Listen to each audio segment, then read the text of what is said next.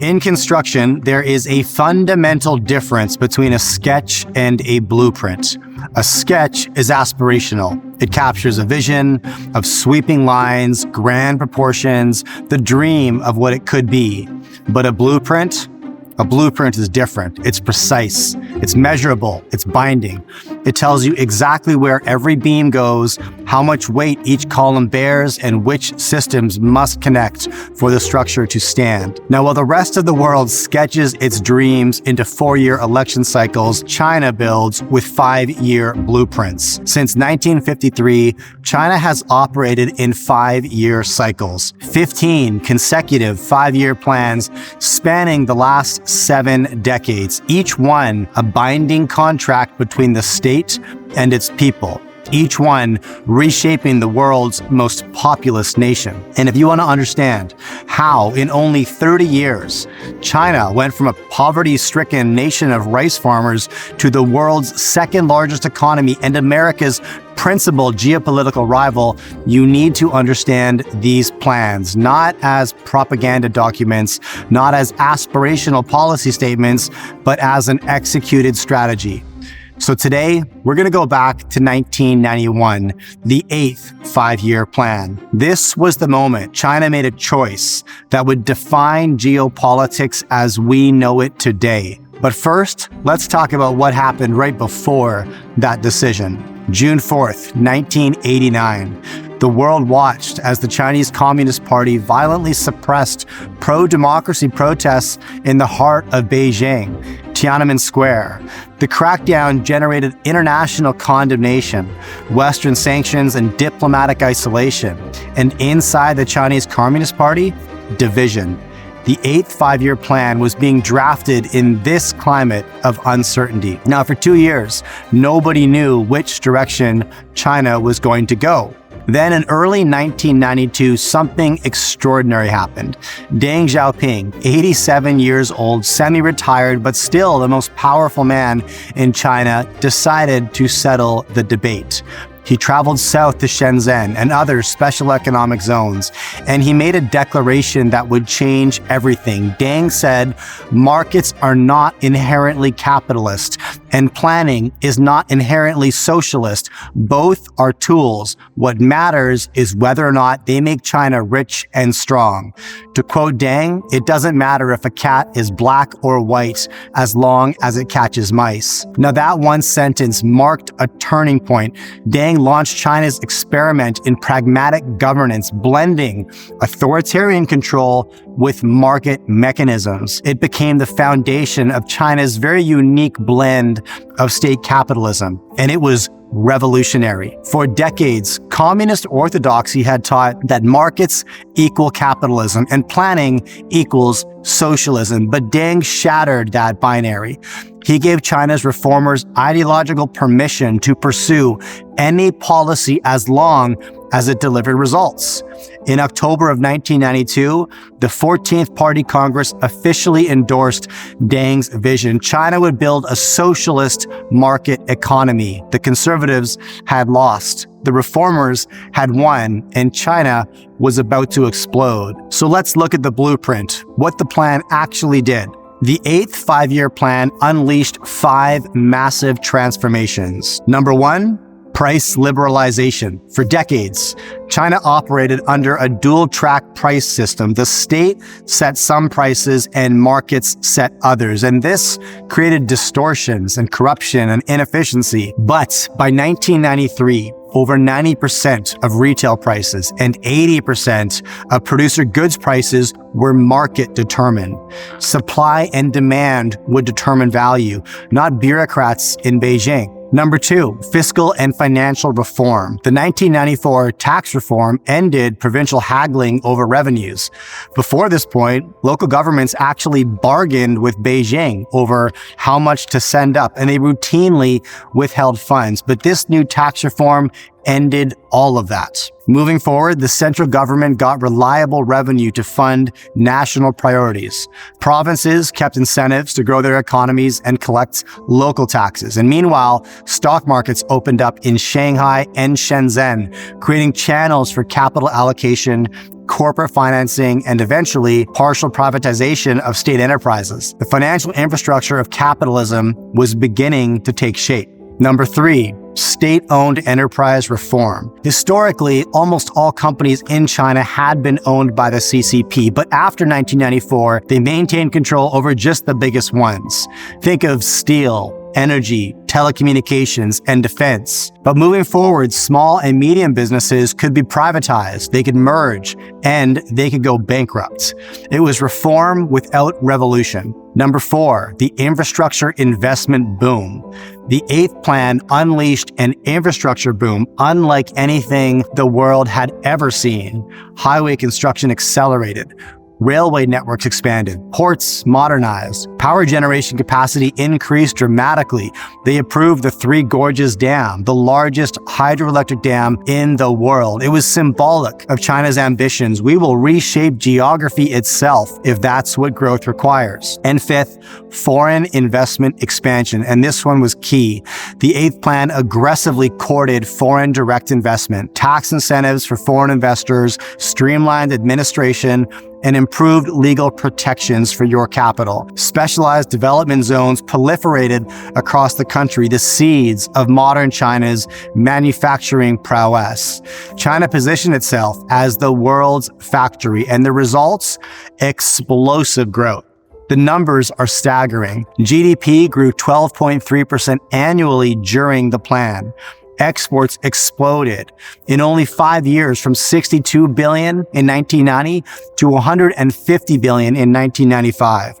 And foreign direct investment increased from 3.5 billion in the early 80s to 38 billion in the 1990s. That's more than tenfold growth. The economic structure shifted decisively, and China became the developing world's largest foreign direct investment recipient. State-owned enterprises' share of industrial output declined from 55% in 1990 to 34% only 5 years later. Private, collective, and foreign invested enterprises expanded rapidly to eat up that market share. China was no longer a command economy. It was becoming a market economy with Chinese characteristics. What was the human impact of all of these changes? Over 50 million people migrated from the countryside to the city in only 5 years. Coastal cities like Shanghai, Guangzhou, Shenzhen experienced explosive growth, and urban per capita income nearly tripled. Rural incomes more than doubled.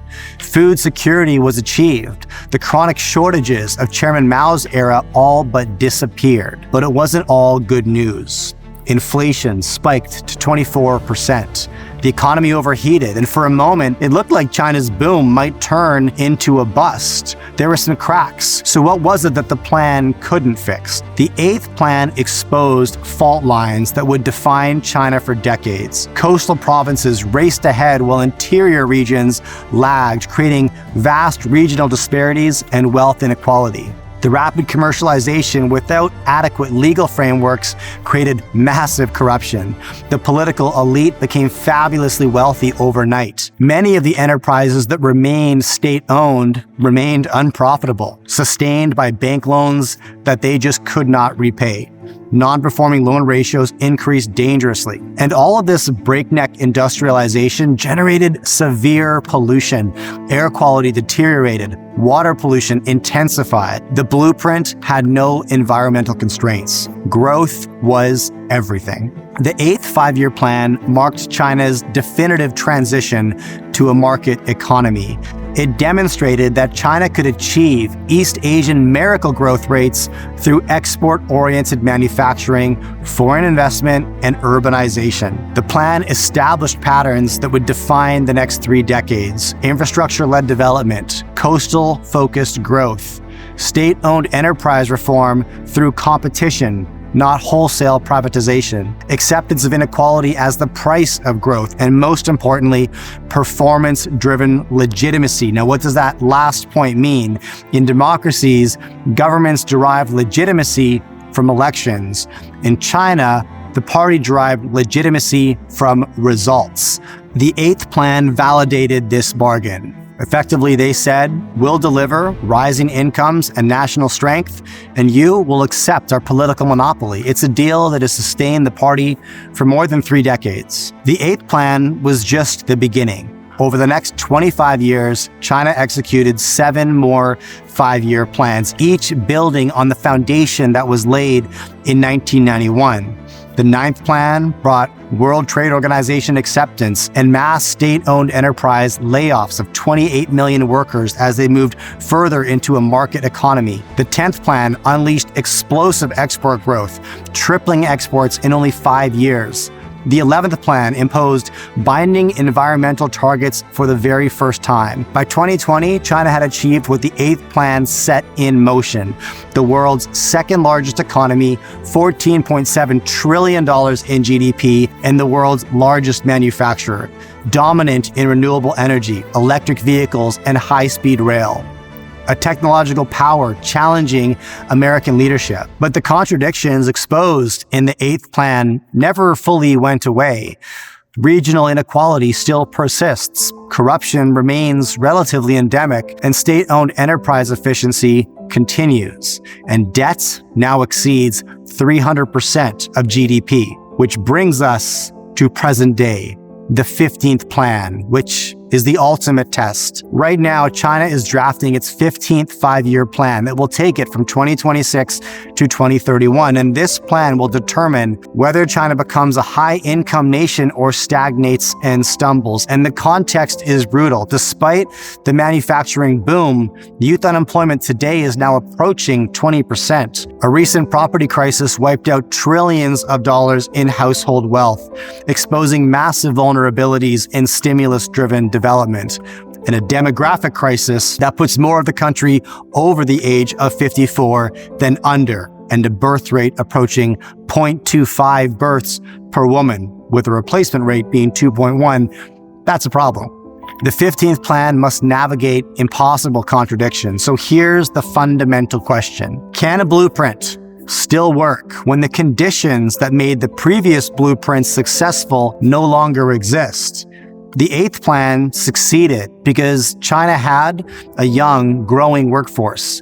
It had very low debt. It had massive productivity gains from moving workers from farms to factories. There was a welcoming international environment. But the 15th plan today faces the opposite: a shrinking, aging workforce, crushing debt loads, diminishing productivity gains, and a Western regional hegemon that is actively trying to contain China's rise. So back to the blueprint in construction. A blueprint only works if the foundation is solid. For 30 years, China's foundation was solid: a surplus of labor, low debt, global integration, and political stability. Blueprints can build extraordinary structures on firm foundations, but foundations shift. What worked in 1991 may not work in 2026.